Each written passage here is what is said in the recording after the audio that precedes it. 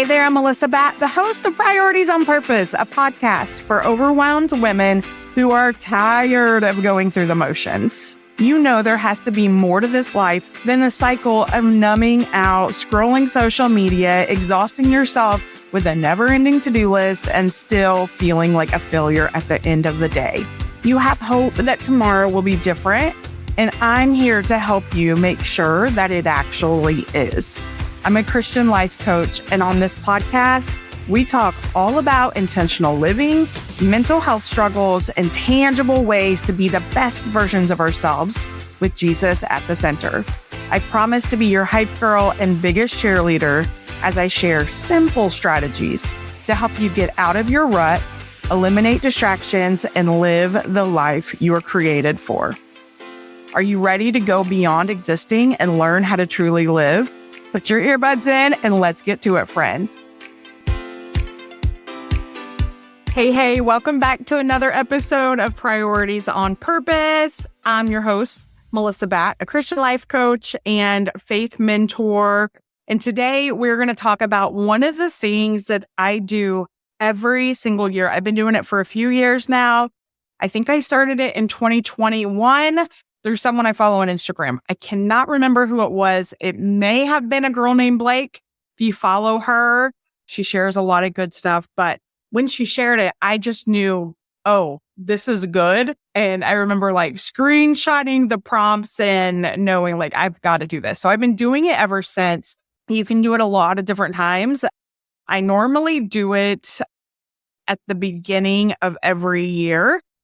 But your girl just had a birthday, and so I think that would be a great time to do it as well. Obviously, I'm recording this in March, so you can't do it in January this year, but you could do it in January next year. This year, if you haven't had your birthday yet, go on and do it at your birthday, or just do it today. It doesn't matter, really, but the key is to do this because it is mind-blowing when you think of the progress you've made once you go back and read it from years past.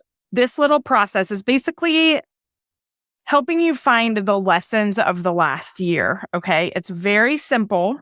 There's going to be 3 questions, I believe. And I've actually been doing this with coaching clients, and they find it very valuable as well. So the first thing that you're going to do is write down 5 experiences that triggered positive feelings and memories in the last year. 5 experiences that triggered positive feelings and memories in the last year. Now listen, it is mandatory for you to think of 5. If you think you can't think of 5, you had a crappy year, you're going to find 5. Because most people, when they start doing this, or maybe it's just me, I don't know. But I know when I first started it, I'm very quick to see the bad and the negative and the bad things that happen versus the positive things. And so thinking of the positive things is a challenge for me. But I did it. And if I can do it, you can do it too. Because I went through some things. And even then, if I looked hard enough, I can find the good. And so I want to challenge you to find the good. Do not stop at 3. Do not stop at 4. You want 5 experiences that triggered positive feelings and memories. So, because some of you guys are probably going to have questions, sometimes it's helpful just to know like, well, what did you put? So it'll then be a springboard of ideas and thoughts of your own. So I pulled out January 2022, one of the journals I have sitting here. And so the 5 positive experiences that were triggered in 2021, one of them was going to the church that we had started to attend, giving a local church one more try. That was a positive feeling. I didn't want to do it, but I did it. And I am so happy that I did. To this day, I'm so happy that I did. Another one that was on this list was being obedient when God called me to the altar. So at this new church, I still remember this like it was yesterday. I remember thinking, oh my gosh, I sense God calling me to the altar. And this is weird to talk about now. And I'm going to have to do some other episodes because the church we're at now doesn't do altar calls the same way. It is very different. And for a long time, I attended churches that had altar calls that were very similar. And so for some of you who aren't used to the altar calls that I'm used to, this may not even make sense to you that this is a positive thing, but just roll with it. For me, it was really good. And I had to do the uncomfortable. I didn't want to go to the altar. The thoughts that were going through my mind, I remember was like, I was at a new church. God was calling me to go to the altar. And my mind was like, I'm already saved. I love Jesus. Like, why do I need to go to the altar? But I started recognizing that there was way more purpose in me going to the altar than just salvation. It was about obedience. And so I learned so much through that. And I'm so thankful that I was willing to do what in the moment did not make sense for me.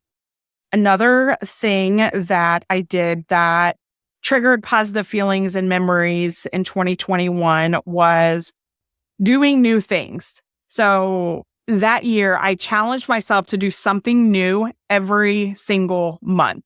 I'm telling you, the things that I did that were new, some of you are going to be like, that is crazy. Like, I had never put gasoline in a lawnmower. I had never weed eated.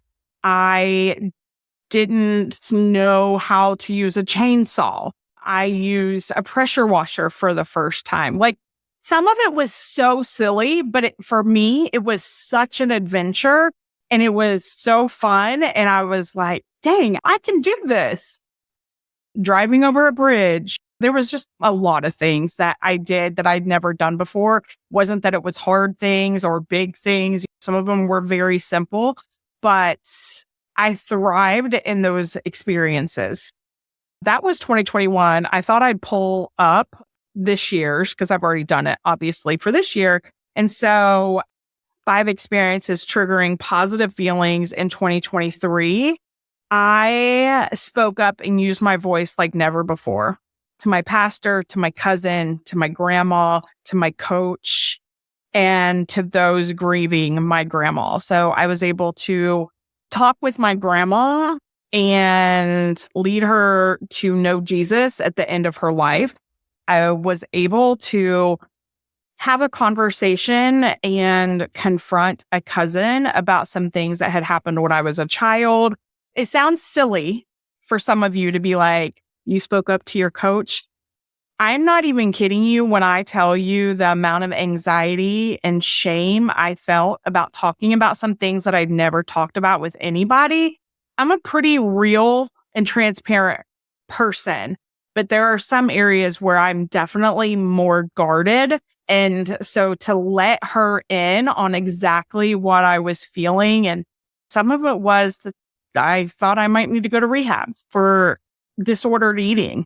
So that was one that speaking up and using my voice. Another one was recognizing that my coaching business is ministry. That actually came from me having a hard conversation with my coach because I felt guilty for wasting her time working with me. I'm telling you, sometimes I'm messed up. I am so messed up. So I pay her money to coach me. I love her. I've talked about Lisa Whittle a lot. She's my coach. And I remember having this conversation because she's a ministry coach. And I know that I want to write a book one day. I know that I want to speak across the country. But right now, what's the most important is coaching clients. That's the season that I am in right now. And I did not recognize that my coaching business was ministry. I thought this podcast, that's ministry, but I didn't recognize my coaching business as ministry because sometimes I miss the obvious. And so through that conversation, I recognized that it is ministry. It's just ministry that I can actually make income with, which is such a gift from God that we can use our gifts for Him to bring glory to him and help others become free. And he can bless us with income to provide for whatever things that we have that's going on. So another one of the things that triggered positive feelings was seeing my sister thriving. I haven't talked a lot on my podcast about my sister, Jessica. I think I mentioned it a couple of times. You follow me on Instagram. I have a whole story, highlight story about her. She came to me homeless, living in a U-Haul in November of 2022. And where she is now is a completely different place than where she was then. And it's just a God story. It's such a God story. In fact, one of the reasons I wanted to do this podcast is because I always look back at the years past. So as I was doing this year's, I look back to like what I had written the year before. And one of the things of the negative feelings for the year previously was Jessica showing up at my house because I didn't know what to do with her.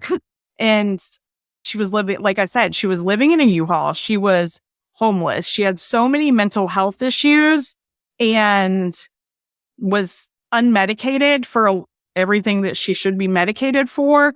And it was just a really sad, hard thing. And I didn't know what I was supposed to do, but I knew I had to try and do something. And so I pretty much had raised my hand and was like, okay, God, use me. I'm going to trust you in this. I don't know what it's going to look like. And by December 2022, it was really bad. Like right before Christmas, she had an issue and she refused to come in the house. We had really cold weather. We had bought a camper to keep at our house for her, and there was no heat, and she was willing to freeze to death than to come into our house. We ended up having to take her to stay at a hotel.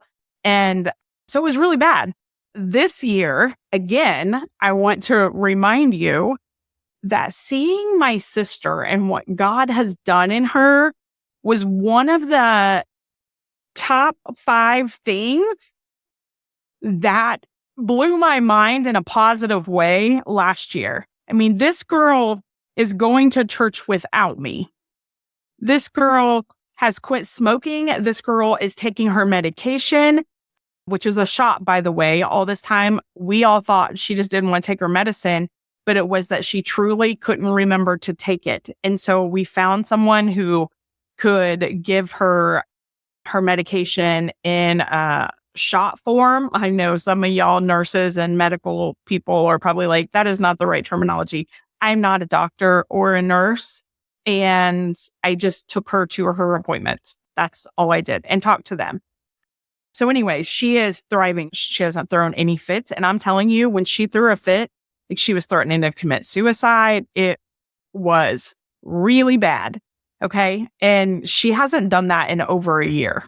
And so huge win to see God move in her life. Like she did a fast in January, y'all. Like she did a spiritual fast with our church, or her church now, because I moved. So again, like positive experiences and feelings for this year. The next question that you're going to ask yourself is, what 3 things contributed to negative feelings or negative experiences last year?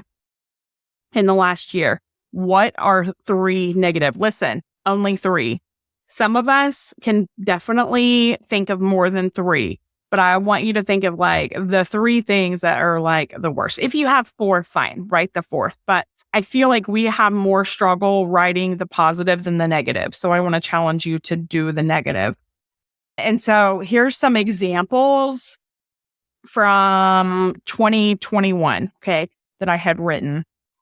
I had felt blindsided by people I thought were good and quickly learned that they were not good. They were manipulative, potentially narcissistic. I think they were definitely, but I am not a professional.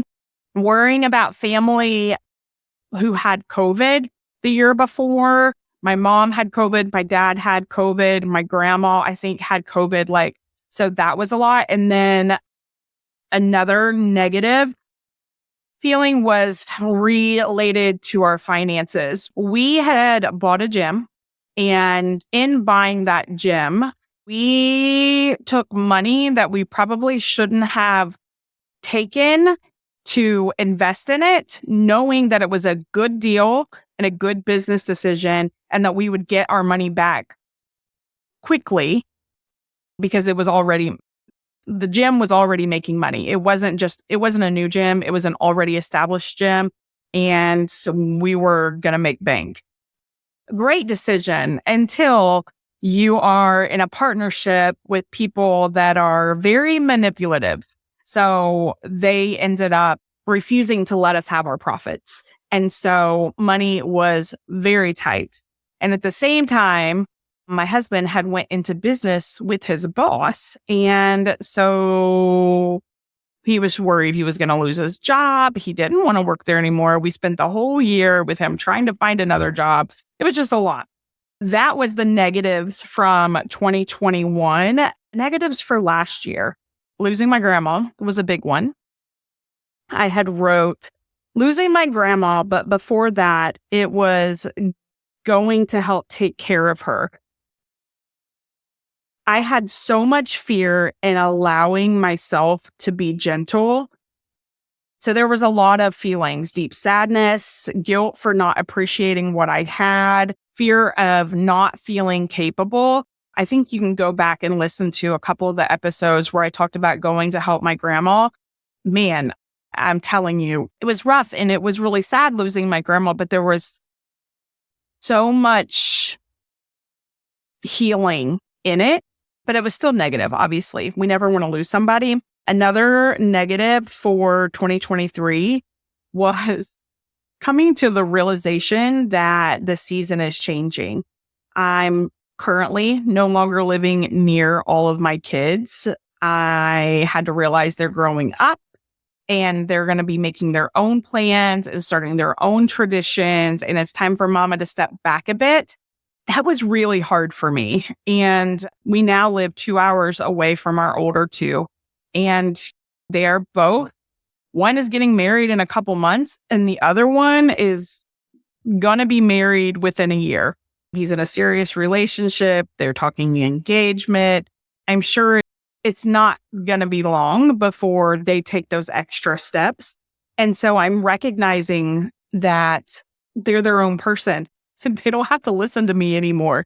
And while it's good and it's healthy, it is hard as a mama. And now I know why my mom, I just turned 44. And when I come back from her house, when I used to live in South Carolina, 14 hours away from family, I've been on my own for a long time. And when I go home to visit, she still gets upset with me if I don't call her and tell her I made it home safely. Anyone else? And I used to have Mom, I'm on my own every other day. Why do you still need to know this? But then I'm on the other side of it, I'm very thankful that my kids still allow me to have them on Life 360. I feel like that's going to be going away soon. And they're going to be can we disengage from this? But right now, if I wake up in the middle of the night, it just makes me feel good to know that I can look at Life 360 and be okay, they're at home, they're in their bed, all is good with the world. Anyways, but that was hard. If you have children that are getting a little older, I love it, but there is this tension of learning to keep your mouth shut. Because just because you think you know and you think they want to know, sometimes they don't want to know, nor are they going to take what you say and change their mind about anything. So that one was really hard. And then another really hard thing for me with the negative feelings for this last year was just recognizing that I placed more value on friendships and relationships than other people did. Or maybe just learning that what I wanted in a friend wasn't what God thought I needed at that time. I thought in some of my friendships that we were way closer than what we ended up being. That was really hard and really sad because I had high hopes for those friendships and I thought they were going to be something that they turned out not to be. And I really struggled with that. But I also had to recognize that, maybe that's the way God wanted it. Like maybe it was, especially now that I've moved, maybe that was to help me be able to move a little bit more easily. I don't know. But again, those are the negative feelings. So that should give you a general idea of things to come up with on your own. So the next question you want to ask yourself is, what lessons did you learn over the last year? So biggest lessons. So this is for this year. You're a sovereign God and nothing surprises you. All is a benefit to your kingdom and I'm part of the plan. That was one of them. Another one was healing is hard. Every year there's this constant theme, and that is that I can do hard things. I can do hard things and you can too. So this is one of those where last year was all about healing for me. So this is what I have written. I'm just going to read it because if I try to paraphrase it, I'm going to miss it. And I don't remember what I wrote. So I'm a little nervous about reading it for you. But here we go. Healing is hard. Facing trauma from my past was harder. And yet I didn't face any of it alone. My flesh really wants to settle and live in victimhood. But what you have for me is so much better. It's a life of victory and wholeness to share the gift of Jesus with others and lead them into a life of hope, salvation, and intimacy with the God of eternity. And that's where they will find the true peace. And then another one that I wrote of one of my biggest lessons from 2023 was this. I'm just going to read it. I was reminded that when you prompt me to do something, say something, or have a conversation with someone, you are already at work and have been preparing others for what you are asking of me. It will work out as planned if I am obedient and do it. So again, one of the most positive things was the obedience of speaking up and saying things that God wanted me to say. Which is funny because I think now I'm on the other side of it where he's like, okay, now I'm going to teach you to not say anything. Sometimes it's okay not to say anything. On the other side of it now, he's teaching me there. But last year, I remember there were so many times when God called me to say something and I was like, are you serious? I'm going to look like a weirdo. And one of those instances was with my doctor. And so I sensed that God had a message for me to share with my doctor. And I was like, you've got to be kidding. I can't do this. And she saw the look on my face and she's like, what is wrong? What's going on? And I was like, I don't know how to tell you this, but I just feel like God has a message that he wants me to share with you. I don't know what it means. I'm just going to tell you what it is and you can do with it what you want. I'm not the most smooth talker, but that's what I said. And I told her, I felt at the time, I'm trying to think, I don't know what words I told her, but basically what it came down to was she was supposed to be doing something that she wasn't doing. And the question was what are you doing?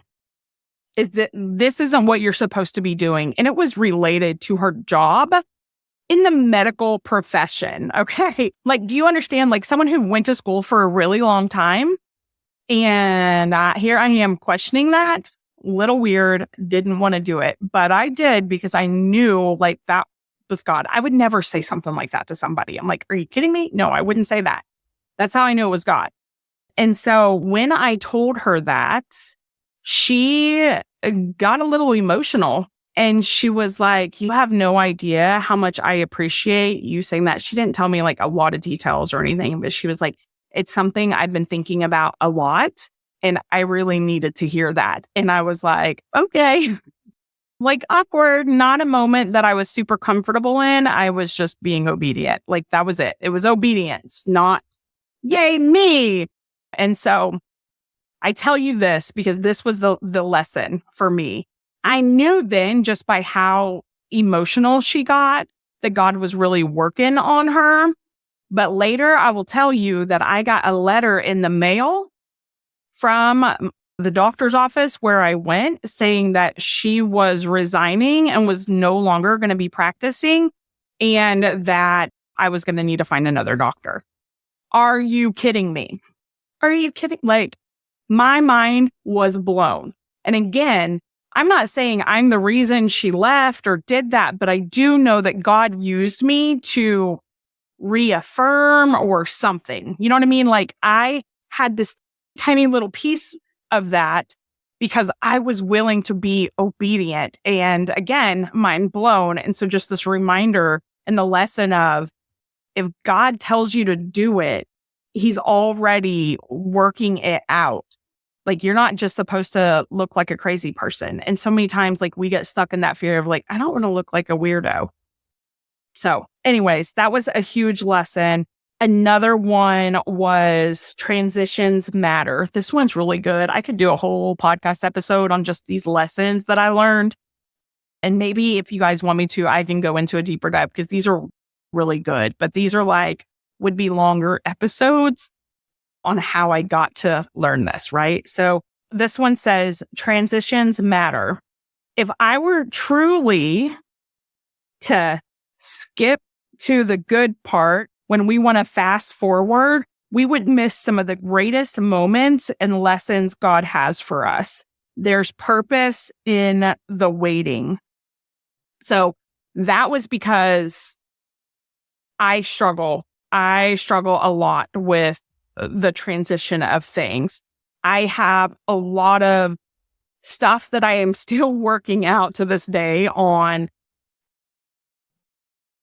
me, like, I guess needs not being met, or like, I'm always waiting for the ball to drop. So like when we were selling our house, I can't pack until the papers like are signed and the house is officially no longer mine and the money is in my bank. Like I'm always waiting for the next, like that shoe to drop or whatever that saying is. And so in that, it almost paralyzes me in fear. And so, of course, I'm like, wake me up when it's over. I don't want to deal with it. It's so hard. And it's still really hard. But what I recognize is that even in that transition has a purpose. You may not recognize it, but it definitely has a purpose. Those tender moments with my older boys, some of the time I was in my bed and I couldn't fully be present because I was so emotional over the idea of moving. But when I could, man, those were beautiful moments. And I was able to still show up. Part of me wanted to even skip going to church because I'm like, I'm moving churches anyway. Might as well, because I wanted to protect my heart. But listen, because I was still going to church, like there were people from our church that we were attending before we moved that shared things with me that I never knew all this time, which by the way, if you ever have something you want to say to somebody, don't wait until they're moving to tell them, because it would be so much more impactful to tell them while they're still there. I don't think she has any idea how blessed I was by her telling me this, but she told me, she was like, she found out I was moving and she told me, I want you to know how much I appreciate you. And I just want to thank you for being so kind and welcoming to me when I started coming to this church. You were the first person to make me feel welcome and befriend me. I had no idea. Honestly, I thought she'd always been there. I didn't know she was new. Had no idea. I just saw a need, met a need, and was friendly, right? Like I had no idea. And man, I think of how bad I needed to hear that because I loved that church. But always felt like there was more I was supposed to be doing there. I got discouraged a lot. And like, if anyone listens from that church, like I did, like I wanted to do more. I wanted to serve more. And I don't know, like I now recognize like God was in all of it, but there were moments when I felt like it was rejection, like I wasn't good enough to serve or to be invited in to some of the ministries that were there. And I really wrestled with that, my self-esteem, all of it. And so to hear her say that, man, I needed to hear that. And so if I would have just stayed in bed and skipped until the move, I would have missed that. I would have missed being able to have those conversations with people. And she wasn't the only one. There were several conversations like that where God could still use me, but then he used other people to bless me. Like it was just beautiful and was so necessary. And so again, that was a big lesson. Transitions matter. If God wanted you to move or me to move the very next, like sell my house and be gone the next day, he could have done that, right? He is God, but he didn't. And so we have to recognize there's purpose in the waiting. There's purpose in the in-between. So again, like those are the questions. And I just want to challenge you to journal on it. Ask God. Some of it won't come right away to you. The more you do it, the easier it'll get. But it's so fun to then go back and look at last year's and the year before that as the years go by, if you continue this practice. And so I want to challenge you to do it. 5 experiences that trigger positive feelings and memories. 3 things that contributed to negative feelings or experiences. And what were the biggest lessons of the last year? Oh, one last question. What do you want to do more of this year? This is important because so many times we focus on what was, but we don't take time to be proactive for the year to come. So what is the goal for this year? And I still do a word of the year. This process, all of it, helps me become more clear on where I'm going so that I know like what my word of the year should be. What do you want to do more of this year? I'm going to read what I wrote for that because I honestly don't know. I don't remember what I wrote. More fun, to stop taking life so seriously and always being about an agenda, to be in the moment, free of worry and not thinking of the future. This is something that God and I are really working on because I'm always looking at how something can like work into my plans or where I'm going that I forget to actually be present in the moment. And so that's something that I'm working on, which is part of what my word of the year is about. More peace, to stop feeling so overwhelmed and all over the place emotionally, less mental health struggles, more energy. Can I get an amen to that? And so I'll tell you, my word of the year is follow. Some of the words that were on the list was restore, nurture, submit, surrender. I chose follow because of a specific Bible verse that just kind of stuck out to me. But submit is probably the closest. It's not about like following other people. It's about submitting, and not just submitting to God, but God has shown me these areas of my life where I am not the most humble. I sometimes have some pride issues and I want to be in control. And so to do all of the things that I want to do to have more fun and have more energy and less mental health struggles and more peace, I have to let go of control, which means that I have to follow God and submit to him and also just like let go. It's surrendering that control and being present in the moment. And that's even with my husband.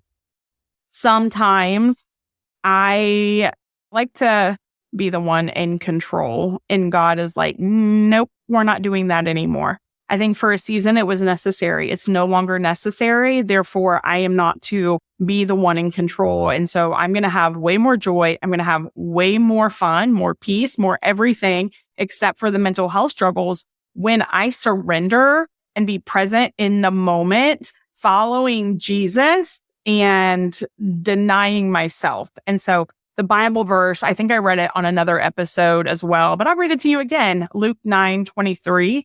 Then he said to them all, whoever wants to be my disciple must deny themselves and take up their cross daily and follow me. So it's about denying myself of what I think I want to follow God and trust that what he has is better than what I can have on my own.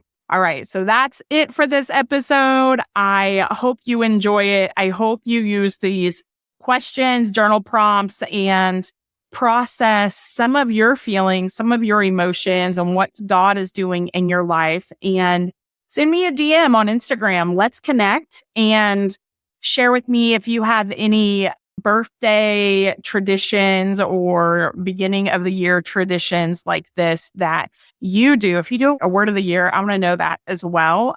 Just talk to me. I want to hear about it. And lastly, let me know if you want to hear more about some of those lessons so I can go into it with more details, because there's some big lessons. And man, if I can learn a lesson and then help you learn it without you going through the things I had to go through, that's a win for me in all ways. All right. Take care. Hey friend, that's it for this episode. If you found value, I would love it if you could take a couple of seconds and leave me a quick review. While it may seem super simple, it is so beneficial and gives me the opportunity to help more women. Also, take a screenshot and share it on social media with your biggest aha today. Don't forget to tag me at Melissa Bat Official so we can connect. Thank you so much for listening. And until next time, friend, keep walking it out one baby step at a time, because God's got you.